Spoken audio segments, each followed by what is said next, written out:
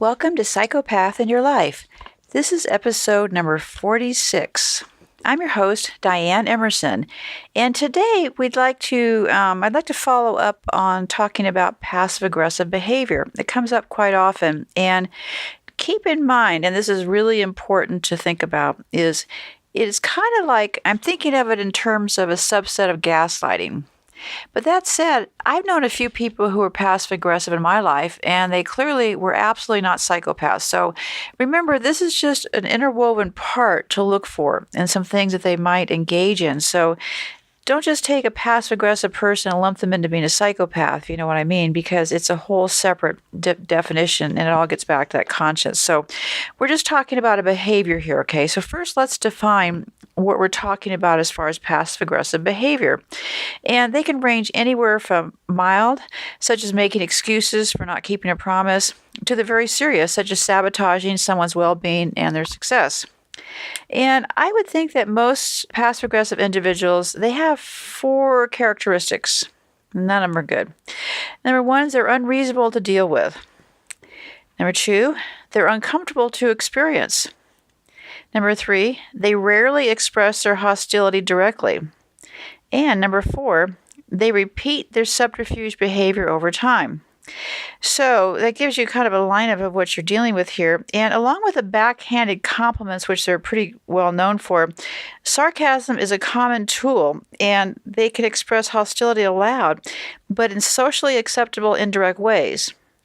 And if you show that you're offended by biting passive-aggressive sarcasm, the hostile joke teller plays up his or her role as victim, asking, "Can't you take a joke?" The passive-aggressive person is a master at maintaining calm and feigning shock when others, worn down by his or her indirect hostility, blow up in anger. In fact, the person takes pleasure out of setting others up to lose their cool and then questioning their overreactions. And you can see how one position that we start to see a trait in here is that the hostile joke teller plays up their role as a victim. And in all these cases, you'll start to see a common trait, and all roads lead back to this person being the victim. So I pulled up some quotes from what psychopaths told me when I interviewed them for my book, as far as what it was interesting because they knew right offhand what passive-aggressive behavior was. They knew the words to gaslighting, but not really what the definition was. So anyway, so it's interesting. So let me read what one of them is saying here. And to him, it's like being viciously mauled by a goldfish, taunted by infants.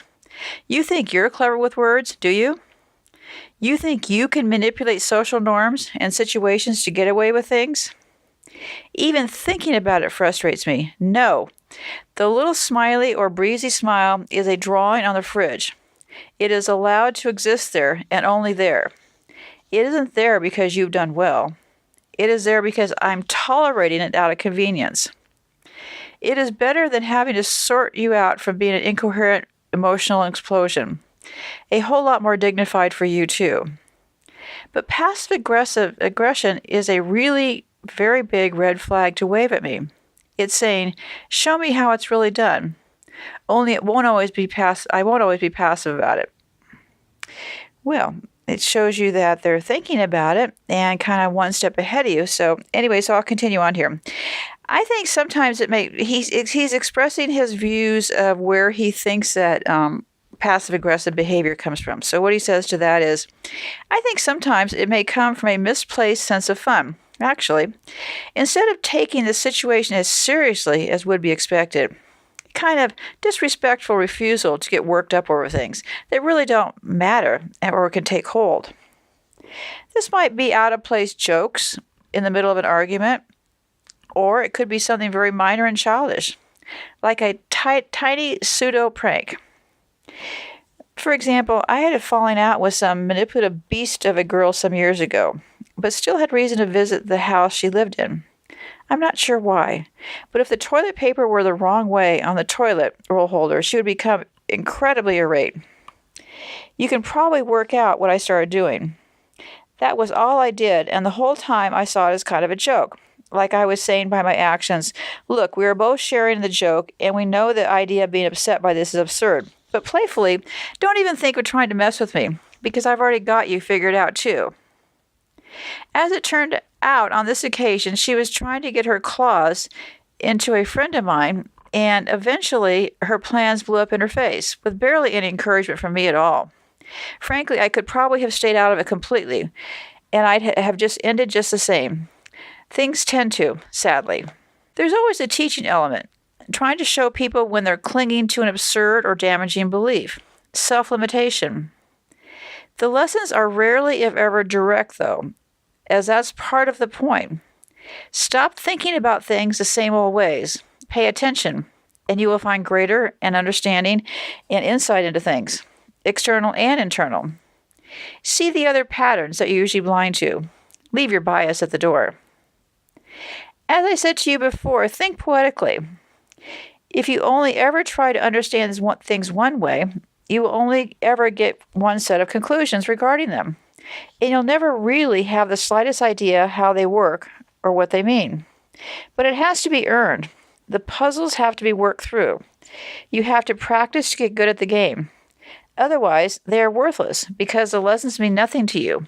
They have no value, and you have exchanged no effort for another item of information that you really don't understand or appreciate. Nothing says get some perspective and you'll be happier for it more clearly than breaking down in tears because the bathroom roll is facing one direction rather than the other. I guess we have some things that people feel is okay to be critical and passed off as a joke. Well, you can start to see here what he's talking about here. It's like they're out to teach you a lesson. So how dare you try to...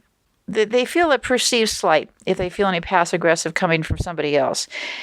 So let me see here. He'll give you an example of this. And so he talks about, if I come downstairs in the morning with a hangover and you ask me cheerily how my day is going, in quotes, because I got in at 5 a.m. soaking wet, freezing cold, and outrageously drunk, mumbling innocent confusion as you move to the floor for the rest of the night. The answer to that is about to become vindictively. Passive-aggressive? About as well as the money sink you call therapy is. He's referring to his comment to her after she tried to, I guess in her way, make light of the situation, say, how's your day going? Not as well as you probably would want it to be. So anyway, so then he goes on to say, downhill since I found you didn't die in the night. I usually get a long stare of disbelief and then left alone for a nap. There is no charm to these. They cannot be interpreted as a joke, and yet they gnaw at your brain. They're just a standalone comment. As you can imagine, they don't foster a conversational atmosphere to which no normal person has a response. What, you hope my family dies? You're not going to say that. I'm clearly not going to give a damn if you do. So all you'll be doing is making you hate yourself more for crossing that line. So it sits there, a paper cut on your day. By evening, you'll be fuming, raging, too much anger for you to know what to do with, which generally means what you end up doing is crying. Like that's some sort of proactive step to improving your situation. Oh, how proud I feel, how impressed by your independence. That'll stop me being a jerk, for sure. Or it might be a friendly, life is grim for us all humor, as if I hadn't noticed the tone.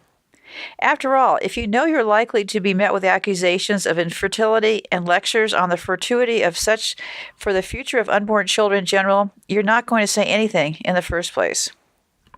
Well, you can see how everything gets turned around, and what'll happen is, as you're getting attacked on these different issues, they usually will start off very light in the beginning, and they'll start off just by testing you with different things. Like, gee, I didn't know that dresses like that wrinkle so much. Saying something to you as you're walking out the door and trying to damper down your, your self-assurance and whatnot. So they start off in very gentle ways, but, you can tell that it's a subject that really brought up a lot of anger in this conversation. And it's kind of like, well, I'm going to be passive aggressive, but don't you dare be, because I'll make sure and run you over. So take that what it may. Just learn how to look for passive aggressive behavior And it's kind of intermingled with the gaslighting thing. It's all meant to gain control away from you, put you in a powerless position, and put this person in the ability to lord over you. So in every step of the way, and also then when you go to try to tell friends and family about this passive-aggressive behavior mixed with this psychopathy, it becomes even more confusing to try to give your thoughts to others because it's hard to describe. He told me I look good and it was a joke. I didn't think it was funny. That's a very simplified way of looking at it, but passive-aggressive can be things that are kind of hard to put your finger on because you start to wonder, it's breaking down your barriers. You start to wonder, God, I thought I had a good sense of humor. Why didn't I find the joke in that? Everybody else seems to think this person's pretty funny, so what's wrong with me? And they will reinforce that by jumping in to tell you there's something wrong with you. So if you want validation from a psychopath, you're looking in the wrong alley because all you're going to get is validation for how weak, downtrodden, and controlled you can be. So it's really a big catch-22. So when you start to see these behaviors, pay attention to them and try not to brush aside those red flags. And also try to take this as just another pattern to go into when you start looking at, is somebody a psychopath? So anyway, so that will be enough for today. And I really hope that you will be able to listen to this and know in your heart of heart what you need to do next. And if you do decide to exit a situation, safely is the key word here. Emphasis always on safely. So anyways, so goodbye for now, and I'll talk to you next week.